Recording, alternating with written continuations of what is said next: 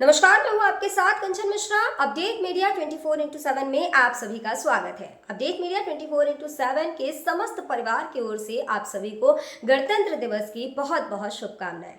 यह दिन हमारे देश की स्वतंत्रता, समानता और भाईचारे का प्रतीक है। 26 जनवरी 1950 को हमारा संविधान लागू हुआ था, जिसने हमें लोकतंत्र में अपने अधिकारों और कर्तव्यों का बोध कराया। हमें गर्व है कि हमारे संविधान ने हर नागरिक को समानता, स्वतंत्रता और न्याय का अधिकार दिया है। यह दिन भारत के संविधान लागू होने की याद में मनाया जाता है। भारत का संविधान 26 जनवरी 1950 को लागू हुआ था। इस दिन दिल्ली के राजपथ पर परेड और झांकियां निकाली जाती हैं। भारत के राष्ट्रपति तिरंगा फहराते हैं और 21 तोपों की सलामी दी जाती है। आओ झुककर सलाम करें उन्हें जिनके हिस्से में ये मुकाम आता है। खुशनसीब होता है वो खून जो देश के काम आता है। ना पूछो जमाने से कि क्या हमारी कहानी है, हमारी पहचान तो बस इतनी है कि हम सब हिंदुस्तानी हैं। ना जियो धर्म के नाम पर, ना मरो धर्म के नाम पर, इंसानियत ही है धर्म वतन का, बस जियो वतन के नाम पर। एक बार फिर से आप सभी को अपडेट मीडिया 24x7 के समस्त परिवार की ओर से गणतंत्र दिवस की बहुत। भारत का गणतंत्र दिवस 26 जनवरी को क्यों मनाया जाता है? जैसा कि आप जानते हैं कि गणतंत्र दिवस हमारा राष्ट्रीय पर्व है जो 26 जनवरी को मनाया जाता है। हर साल गणतंत्र दिवस के दिन भव्य परेड का योजना बनाया जाता है जो इंडिया गेट से राष्ट्रपति भवन तक होता है। इस परेड के दौरान थल सेना, वायुसेना और नौसेना के जवान शामिल होते हैं। इस परेड के दौरान तीन सेनाओं के प्रमुख राष्ट्रपति को सलामी देते हैं। यही नहीं, इस दिन तीन सेनाएं आधुनिक हथियारों का प्रदर्शन भी करती हैं जो राष्ट्रीय शक्ति का प्रतीक है। लेकिन आप जानते हैं कि गणतंत्र दिवस 26 जनवरी को ही क्यों मनाया जाता है? दरअसल 1950 ईस्वी में मुझे भारत सरकार अधिनियम को हटाकर भारत का संविधान लागू किया गया था। संविधान को लागू करने के लिए 26 जनवरी का दिन इसलिए चुना गया क्योंकि साल 1929 में दिसंबर में लाहौर में भारतीय राष्ट्रीय कांग्रेस का अधिवेशन पंडित जवाहरलाल नेहरू की अध्यक्षता में हुआ था। इस अधिवेशन में प्रस्ताव पारित कर इस बात की घोषणा की गई कि यदि अंग्रेज सरकार द्वारा 26 जनवरी 1930 तक भारत को स्वतंत्र देश का दर्जा नहीं दिया गया तो भारत को पूर्ण रूप से स्वतंत्र देश घोषित कर दिया जाएगा। जब अंग्रेज सरकार ने कुछ नहीं किया तब कांग्रेस ने 26 जनवरी 1930 को भारत को पूर्ण स्वराज घोषित कर दिया। 26 जनवरी 1950 के दिन सुबह 10:18 पर भारत एक गणतंत्र बना। इसके 6 मिनट बाद 10:24 पे राजेंद्र प्रसाद ने भारत के पहले राष्ट्रपति के रूप में शपथ ली। इस दिन पहली बार बतौर राष्ट्रपति डॉक्टर राजेंद्र प्रसाद बग्घी पर बैठकर राष्ट्रपति भवन से निकले थे। इस दिन पहली बार भारतीय सैन्य बल की सलामी ली। पहली बार उन्हें गॉर्ड ऑफ स्वामित्व दिया गया था। गणतंत्र दिवस के दिन भारत में राष्ट्रीय अवकाश भी घोषित किया जाता है। यह हमारे देश के लिए बेहद ही खास पर्व है। साथ ही यह हमारे लिए बेहद ही गर्व का विषय है कि हमारे राष्ट्र को एक गणराज्य के रूप में स्थापित हुए 76 वर्ष पूरे हो चुके हैं। देश की संप्रभुता और एकीकरण को दर्शाने वाला यह त्योहार हर भारतीय के मन में देशभक्ति की भावना का संचार करता है। 26 जनवरी 1950 21 तोपों की सलामी के साथ तिरंगा फहराते हुए राष्ट्रपति डॉक्टर राजेंद्र प्रसाद ने स्वतंत्र भारत का स्वनिर्मित संविधान लागू किया। भारत के नए युग की शुरुआत के साक्षी देशवासियों सहित सी गोपालाचारी, जवाहरलाल नेहरू, सरदार पटेल जैसे गणमान्य बने। मात्र 3 साल पहले आजादी की सुबह देखने वाले देश ने अपना संविधान बनाकर विश्व को अपनी संप्रभुता का परिचय दिया।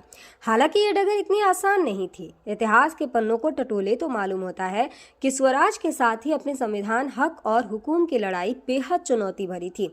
दरअसल अंग्रेजों की गुलामी से त्रस्त देशवासियों को प्रथम विश्व युद्ध के दौरान एक सुनहरा अवसर हाथ लगा जब ब्रिटेन की ओर से मदद की गुहार लगाई गई। भारतीयों ने सहर्ष प्रस्ताव स्वीकार किया और वर्ल्ड वॉर में ब्रिटेन के साथ खड़े नजर आए।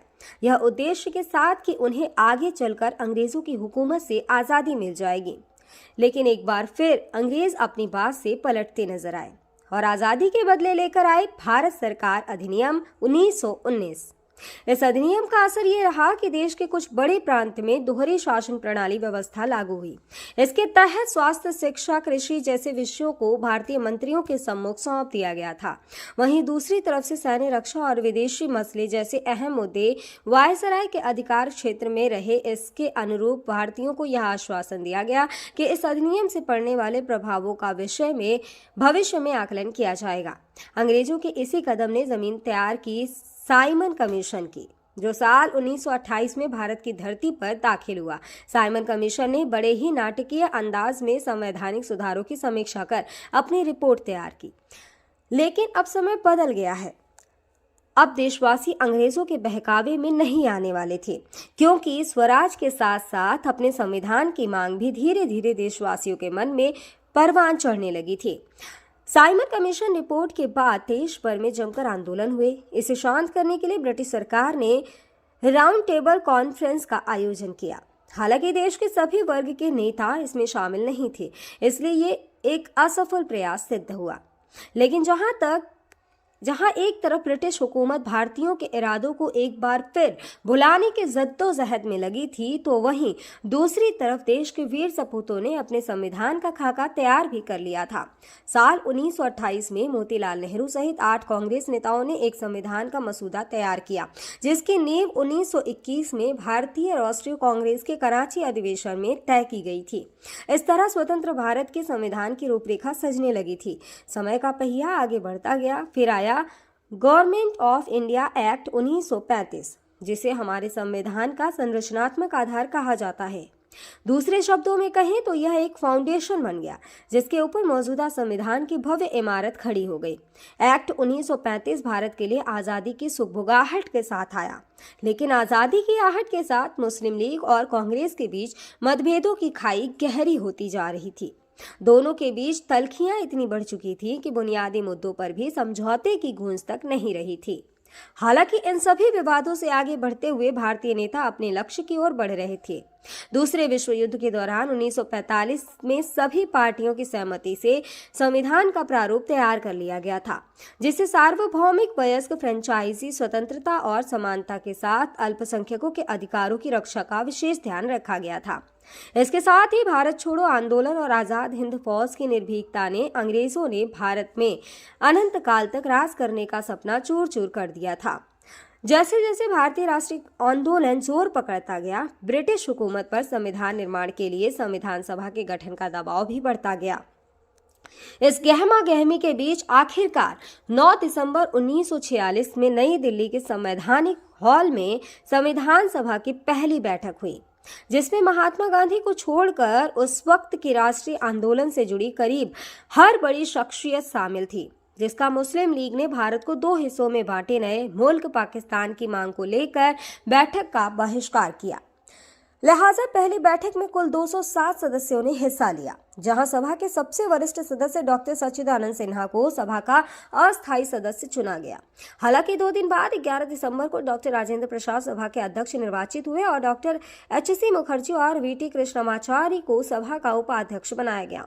इसी कड़ी में आया सुनहरा दिन 15 अगस्त 1947 का, जब गुलामी की बेड़ियों को तोड़ भारत ने आज़ादी की नई सुबह देखी। देशवासियों में जोश भरते हुए आज़ाद भारत के प्रथम प्रधानमंत्री जवाहरलाल नेहरू ने बुलंद आवाज में देश को संबोधित किया। इतिहास के पन्नों में यह भाषण ट्रस्ट विद डेस्टिनी नाम से दर्ज हुआ। इसके साथ ही तेज हुई संविधान निर्माण की प्रक्रिया। आज़ादी के बाद चुनौतियों में इजाफा हुआ। संविधान पर सामग्री की कमी थी, लेकिन उसका सही चयन और उचित व्याख्या का काम बहुत जटिल था। बी.एन. राव द्वारा तैयार किए गए संविधान के प्रारूप पर विचार विमर्श करने के लिए संविधान सभा 29 अगस्त 1947 को एक संकल्प पारित करके प्रारूप समिति का गठन किया। इसके अध्यक्ष के रूप में डॉक्टर भीमराव अंबेडकर को चुना गया। इस समिति में अंबेडकर के अलावा 6 और सदस्य थे। संविधान निर्माण के दौरान कई अहम फैसले लिए गए, जिसके राष्ट्रमंडल के समूह में भारत की सदस्यता, राष्ट्रध्वज का चयन, साथ ही राष्ट्रगान और राष्ट्रनीति का चुनाव शामिल था। यहाँ दिलचस्प बात यह है कि संविधान में सबसे पहले नंबर पर आने वाली उद्देशिका सबसे अंत में पारित हुई। संविधान अगर राजनीतिक असंवैधानिक दस्तावेज है, तो पीएमएल एक ग्रंथ को दार्शनिक नजरिया प्रदान करती है। डॉक्टर भीमराव अंबेडकर की अगुवाई में संविधान निर्माताओं ने 60 देशों के संविधानों का अध्ययन किया। 4 नवंबर 1948 को संविधान का अंतिम प्रारूप पेश किया। संविधान तैयार करने के बाद मुश्किल खड़ी हुई कि इसे सुंदर अक्षरों में पिरोकर कैसे संजोया जाए।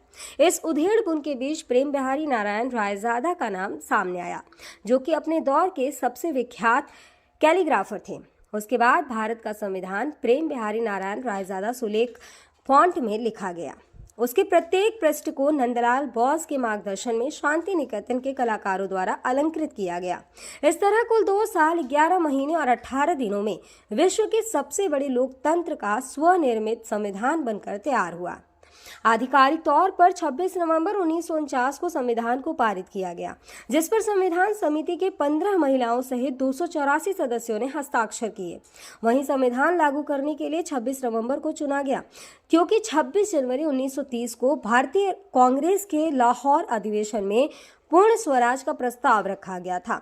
इतिहास में इसे प्रथम स्वतंत्रता दिवस के रूप में भी जाना जाता है। यही कारण है संविधान लागू करने के लिए भारत के प्रथम स्वतंत्रता दिवस यानी 26 जनवरी को चुना गया। 26 जनवरी 1950 दिल्ली की सर्दी को देशभक्ति मात दे रही थी, जब राजगोपालाचारी ने अपने शब्दों में भारत को संप्रभु लोकतांत्रिक गणतंत्र घोषित किया। इसके बाद डॉक्टर राजेंद्र प्रसाद को भारत के पहले राष्ट्रपति की शपथ दिलाई गई। उसके बाद सार्वजनिक समारोह की शुरुआत हुई, जिसमें राष्ट्रपति डॉक्टर राजेंद्र प्रसाद और मुख्य अतिथि इंडोनेशिया के अध्यक्ष सुकर्नो हुए और मुख्य अतिथि इंडोनेशिया के अध्यक्ष सुकर्नो भी शामिल हुए। इसी तरह दिनांक 26 जनवरी 1950 इतिहास के पन्नों में स्वर्णिम अक्षरों में दर्ज हो गया। ग्राम काशिमपुर, ब्लॉक माधवगढ़, जनपद जालौन प्रधान कमलेश कुमार की ओर से समस्त गांववासियों, नगरवासियों और देशवासियों को गणतंत्र दिवस की बहुत बहुत शुभकामनाएं। और साथ ही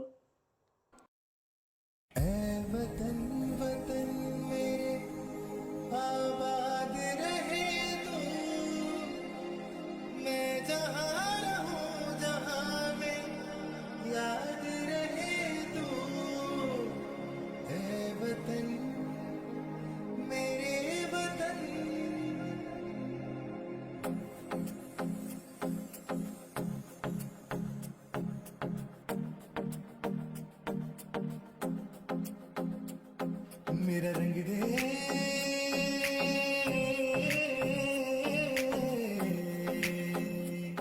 मेरा रंग दे बसंती चोला, माए रंग दे, मेरा रंग दे बसंती चोला, माए रंग दे, मेरा रंग दे बसंती चोला, रंग दे।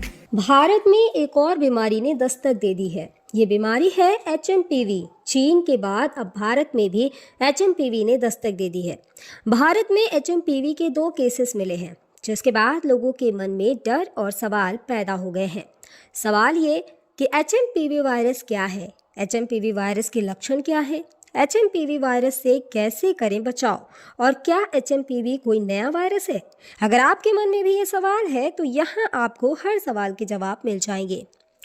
चीन में ह्यूमन मेटान्यूमो वायरस की वजह से वायरल बुखार, श्वसन संक्रमण के बड़े मामले सामने आ रहे हैं। कर्नाटक में 2 मामले सामने आए हैं, जिनमें बेंगलुरु में भी 8 महीने की बच्ची में इस वायरस के संक्रमण का मामला सामने आया है। अब सवाल ये है कि आखिर HMPV क्या है?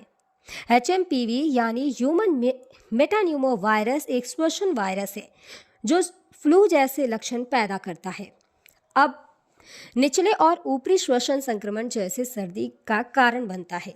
यह एक मौसमी बीमारी है जो आमतौर पर सर्दियों और शुरुआती वसंत में होती है, जो RSV यानी रेस्पिरेटरी सिंसिटियल वायरस और फ्लू के समान होते हैं। इससे बचाव के लिए HMPV आमतौर पर बच्चों में ही डिटेक्ट होता है। सभी फ्लू सैंपल में से 0.7% में HMPV होते हैं। इसके लक्षण है कि HMPV वायरस को ह्यूमन मेटान्यूमो वायरस या ह्यूमो वायरस कहते हैं, जिसके लक्षण काफ़ी हद तक सामान्य सर्दी जुकाम के समान होते हैं। सामान्य मामलों में यह खांसी या गले में घरघराहट, नाक बहने या गले में खराश का कारण बनता है। छोटे बच्चों या बुजुर्गों में HMPV का संक्रमण गंभीर हो सकता है। कमज़ोर ह्यूमन सिस्टम वाले लोगों में भी ये वायरस गंभीर बीमारी का कारण बन सकता है। कहा जा रहा है कि इस वायरस से संक्रमित मरीजों में सांस लेने में दिक्कत और फ्लू जैसे लक्षण दिखाई दे रहे हैं। इसके इलाज के लिए ज़रूरी है कि इसमें सबसे ज़रूरी होता है कि अगर आपको HMPV के होने का संदेह होता है या इस तरह के कोई लक्षण आपको नज़र आते हैं तो बिना डॉक्टर के सलाह के कोई भी एंटीवायरल दवाओं का इस्तेमाल ना करें। सांस की बीमारी से जुड़े एक्सपर्ट ने लोगों को मानव मेटान्यूमो वायरस से लड़ने के लिए एंटीवायरल दवाओं का आंख बंद कर उपयोग न करने की सलाह दी है। ऐसे में सावधानी बरतें और बिना डॉक्टर के सलाह के कोई भी दवा न लें। फिलहाल इसका कोई टीका अब तक नहीं है। इसके लक्षण जैसा हम पहले ही बता चुके हैं कि सर्दी जुकाम होते हैं। 2023 में England, Britain, Finland, Australia, Canada, America और चीन में HMPV का पता चला था।